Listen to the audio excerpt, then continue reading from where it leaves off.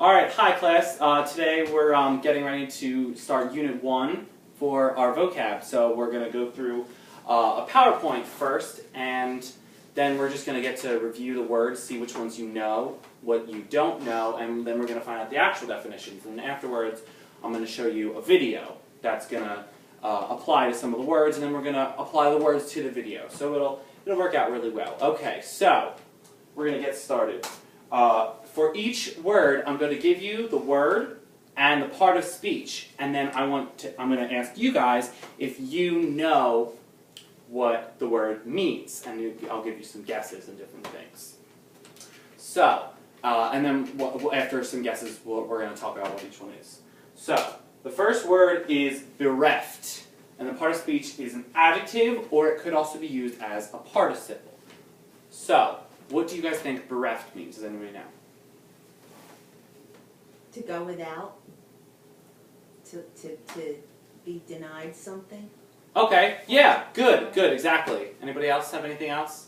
Like deprived or something? Good, great, yeah, definitely. So, deprived of, we also have made unhappy through a loss, or bereaved. Here we have a picture that goes with it.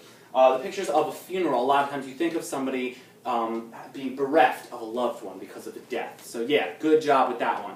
Each slide will also have a picture clue.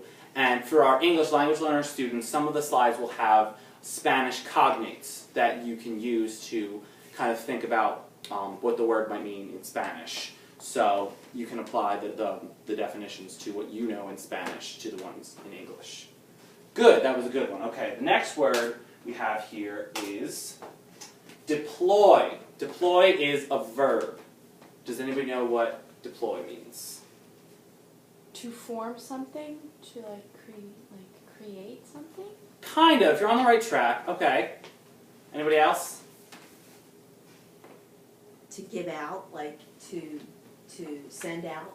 Yes. Good. That's exactly it. So here we have to position or arrange, to utilize, to form up, or to station or organize. That's really, you hit the nail by saying like send out. A lot of times the word deploy is thought of with Army troops or Navy troops. So here we have a picture of some military troops going on a plane. You think of military strategies, them getting deployed in certain places all over the world. So a lot of times it's used to describe military things. But yes, to set into a place or something like that. Very good job with that one, yes. Okay. And the cognate for that is desplegar. So the translation for deploy, you see they have the same root with the DE. So that's like a good way that you can remember with that. Okay, our next word is dour. It's an adjective, dour. This is a good word. Does anybody know what this word means? Sad or bad mood. Yeah, good. Yes? Stern and harsh. Stern, right. Very good. Yeah, dour. It kind of looks like the word sour, so you already automatically know it has a negative connotation. So, stern, unyielding, or gloomy, you have a dour attitude. Here we have, we also have ill-humored and austere. We have a picture of the Queen of England. Sometimes you think of her as a very proper lady. Here she's got kind of a dour look on her face. I'm sure she's a lovely lady, but she might have a dour attitude sometimes. And we have the word austere as a synonym. One of the Spanish cognates could be austero, which looks very, very similar. So that's a good cognate right there. So think it's sour, dour, negative, gloomy. Very good job with that one. That one's a pretty easy one. All right, next we have fortitude. This is a great word. It's a noun. Fortitude. You might have heard this word before. So do you guys know a definition for this one? Having courage. Courage, exactly. Yes, perfect. That's really, really just synonyms. Courage in facing difficulties, or resolve, bravery or valor. Again, we think of army members. Here we have them lifting up the flag in Japan from World War II. So it's a very fortitude. It's a great word. We have a couple cognates for this one. Fortaleza, it's a similar root word again with the F-R-R-T, and also valor, which bravery translates valor, it translates the same in Spanish. So very good. That one's a great word. You can definitely use that one a lot. Okay, the next one we have, what did I do? Oops, did I miss one? Nope, okay, there we go.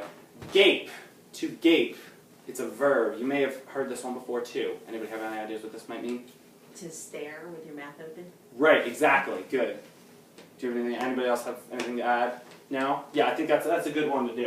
Yeah, stare with your mouth open, just kind of like what you to open the mouth wide, to ogle. So here have some pictures of people ogling a baby. You might gape at something you're kind of surprised at that you've never seen before. That you just kind of like your mouth hangs open, you don't know what to expect from it. So yeah, very good with that one. Great. Okay. The next word, jibe. It's not the G it's jibe, not guide. And this could be a verb, to jibe, or a jibe, a noun. What could this word mean? Like taunt in a way, or mock someone. Good, yeah, okay. That's a good job, yeah, definitely, that's exactly what it is. So, to utter taunting words, kind of make fun of somebody, an expression of scorn, that's the noun. A jibe is an expression of scorn, or looking down, or making fun of somebody. So good job, ridicule, mock, there's all kinds of words like that. So here we have somebody, mocking somebody, little kids. But usually a jibe is more of like joking around. Then you think of scorn, is more of the negative connotation. This person's kind of got a scornful look on their face. So another good cognate, you think of ridicule. The verb is ridiculizar, which is, again, they look very, very similar with those. So that's a good cognate to know. So jibe, you're kind of making fun of somebody, and sometimes it can have the really negative connotation of scorn. Good, okay. Next we have insidious. This is one of my favorite words on the list. It's an adjective, insidious. Anybody know what this means? Mean and calculated. Mean, yeah, okay, good. On the right track. Do you have anything else? It's even more than that. It's even more extreme. Cunning? Cunning, yeah, definitely. You think of somebody like the devil is very insidious. So we have, intended to deceive or entrap. You're trying to trick somebody, but even worse, you're sly, treacherous. It's really a negative connotation. When you get called insidious, it's really evil. Cunning. So you can think of like a fox is like a sly fox. You probably heard that phrase, or in all the children's stories, the fox is a very cunning character. But insidious is even more negative than that. They even just made a horror movie and then a sequel to that horror movie called Insidious, where it's about an evil demon. I didn't see it, but it's about an evil demon going into somebody. So if somebody's insidious, they're trying to deceive or entrap somebody. It's really, really evil or bad. This one has another great cognate, insidioso. It's very, very similar. So you really, really can see that that's a negative word. So good job with that one. Okay, let's see. Stolid. Stolid. That's an adjective.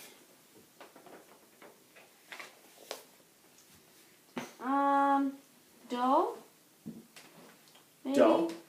Good, kind of. That maybe, but there's a little more. A stolid person could be dull, but there's a little more to it. Anybody else? Like, not moved, like, emotionally? Or Right, exactly. Emotionless. Yeah, more than just dull, but not moved emotionally. Exactly. Yeah. They're very, dull is kind of, but they're unresponsive. Usually, you think of a person who's very like shows no emotions. Sometimes it might be because they're boring. They're just kind of like Ben Stein in Ferris Bueller. But usually, stolid, you think of a person who's very, very serious all the time, and they don't show any emotions. Impassive is another one. So you might think of Captain Kirk from Star Trek, who shows a very stolid face, or you might think of Alan Rickman is also a very serious character when he plays Snape in Harry Potter. You think of some really stolid characters who don't show emotion because they're very strong and things like that. We have a cognate here, impassive, not showing emotion, is impossible. So it's another, you can see some relations there. But stolid is very, doesn't show emotions. You're doing great with these words, guys. Good job. Let's see, we have a couple more. Tentative. This is another adjective. Tentative. You might have heard this word when describing things before. Temporary or short term. Good, yeah, exactly. Temporary. I think that's a good word, yeah. So experimental, uncertain, hesitant, things like that, provisional. When you describe something as tentative, you usually make plans that are tentative. You're not sure if you're going to keep them. They're experimental, temporary. They might not last the whole time. You need to kind of test them out. So, you know, here we have a picture of a person who's kind of thinking about something who, you know, maybe might not, you know, he might not keep it the whole time. He really has to think about it. So a cognate here would be provisional. Looks just like provisional. It's, you know, spelled the same and everything. So it's a good cognate. So tentative, you know, you don't intend, you might not intend to keep the plans that you make. They're tentative plans. You're not sure about them. Great. And then we have warily. It's an adverb. You see the ly, so you know it's an adverb. Warily. What could this mean? Being cautious. Cautious, exactly. Yeah, definitely. What root word do you see in warily? What other type of word? I don't know. War? Just no. Just wary. Actually, you think of the adjective. It's you know it's the same. It's the same form of that word. Wary, warily. Mm-hmm. So you think of exactly. You're right. Cautiously, with great care, prudently. You know, you think of taking great care. You know, you're doing something very cautious. You see, you know, a dog kind of like poking his toes in the cold water. He's behaving warily. So it's that adverb form of wary. So you're using it to describe it. You know, your actions and things like that. Okay, great job. So you really, you know, you got the main points of the words, and now you know the definition. So make sure you review them from your vocab books and go over them. Now what we're going to do, I'm going to show you a video clip. This is a trailer for the upcoming movie called Lone Survivor. It's a war movie based with Mark Wahlberg and a couple other actors, and it's based on a true story about soldiers who were sent over to Afghanistan to find a Taliban leader, and they all die except this one man, and he came home and he wrote a book about it called Lone Survivor, and it was a bestseller, and now they're turning it into a movie. And apparently it's a very emotional movie. It looks really, really good, but a lot of your vocab words can be applied to the things that you're going to see in this film trailer. So we're going to watch the video. Let me set it up here, and then I'm going to have you guys write sentences. So while you're watching, just think about the things that you see and how you can use your vocab words for them. Okay.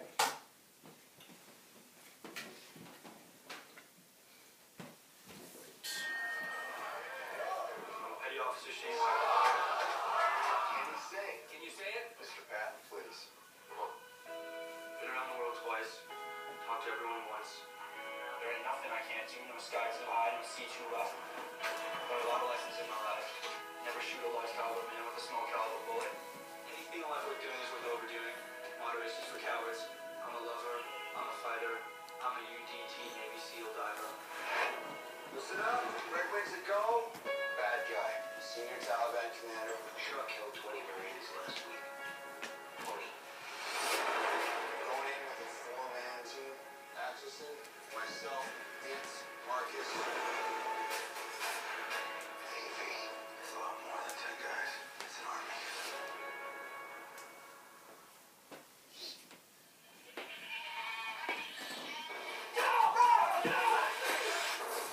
This office is compromised.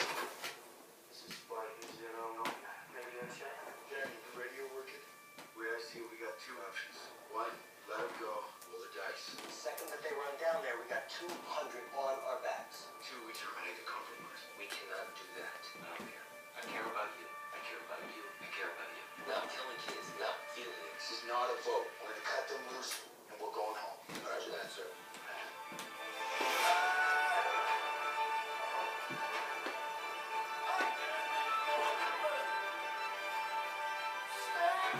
You see this? Fix the kids with pig and gunfire.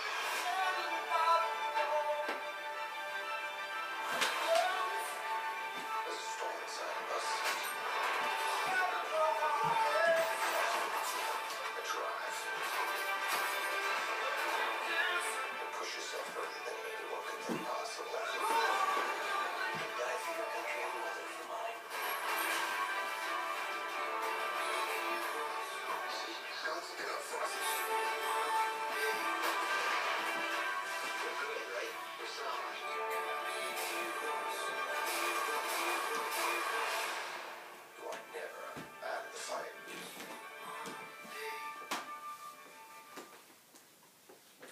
Looks pretty good, right? I think it looks like a really good movie. All right, now I want you guys to take a couple minutes, discuss in pairs, and make up some sentences for the words. So go ahead, I'll give you a minute or two for that.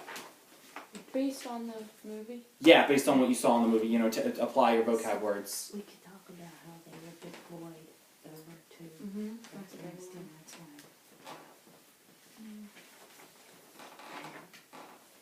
That one kid in the movie had Dower kids.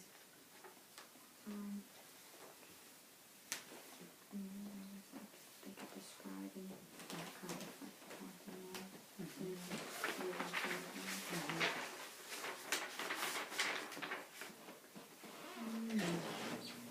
The plans that all those soldiers coming after them was in cities. Very sleepy.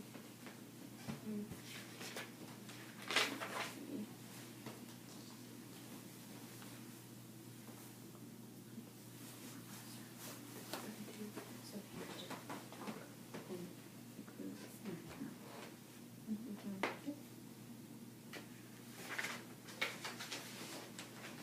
All right, you guys think you're good? I think so. Awesome. All right, let's just do like five of the sentences that you guys came up with for the words. So, go back and forth, and everybody, just gives some of your sentences. So, how about we go back to the PowerPoint and start from the beginning. Let's do one for bereft. Yes? The main soldier in the movie was bereft that his fellow soldiers died in the war. Yeah, good, very good. Okay, I like that. He was bereft of his friends when they died in the war. Good. You show the loss. He was good.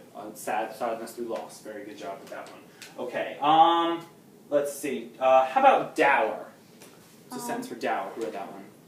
Yes. This film seems to have a very dour tone because it is dealing with very serious themes like war and death. Good, yeah, you see the negativity, so it's very gloomy and things like that. Good job, yeah, you see the negative. It's probably a very sad and emotional movie. Good job. All right, how about fortitude? That's a good one for this movie. Yeah. The soldiers who fought in this war had great fortitude, sacrificing their lives for their country. Definitely, that's a perfect example. They showed great courage, fortitude. Awesome. Good job with that one. I feel like I just have to do this when I just say fortitude. Let's see. How about insidious? That's a great one. Ooh. Yes. The weapons and machinery of war are very insidious because they are used to trap and kill people. Great, yeah, good. Insidious, they're very evil. A lot of people think of the evils of war are the weapons and the machinery. That's a good example. Great. Okay, good. All right, that was 3. Let's see. Stolid. How about that one? I like stolid. Yes. Even someone who is normally stolid will be moved by the emotions of this film. Ooh, good. I like that. That's a really good one. Yeah, you think of people who go see the movie. Even if they don't show emotions, they'll still bring out the emotions. Yeah, that's a good sentence. I like that. Okay. And how about warily? Warily. Yes. The soldiers always moved very warily through the rough terrain of Afghanistan so they wouldn't fall and hurt themselves. Good. Okay. Yeah, that's a good one. When you think of soldiers going to war, they have to move very warily. They have to be very cautious and careful. For things like landmines and all kinds of things like that. That's a good one. Great job. Okay. Yeah. So you guys really got a good grasp on those vocab words, and you were able to apply them really, really well. So all the students in the class can get a better understanding of the words by looking at these definitions and then applying them through the video. So good job with that. All right, guys, great. So tonight for homework, I want you to look at the next 10 words in the vocab book and start learning them. And I want you to write 10 sentences for those on all around a theme of your choice. So this was about war, so I want you to take the next 10 words, write sentences all around the same theme. It can be whatever theme you want, family, something like that, any kind of theme you want. So Good job. Great work today. Thanks a lot.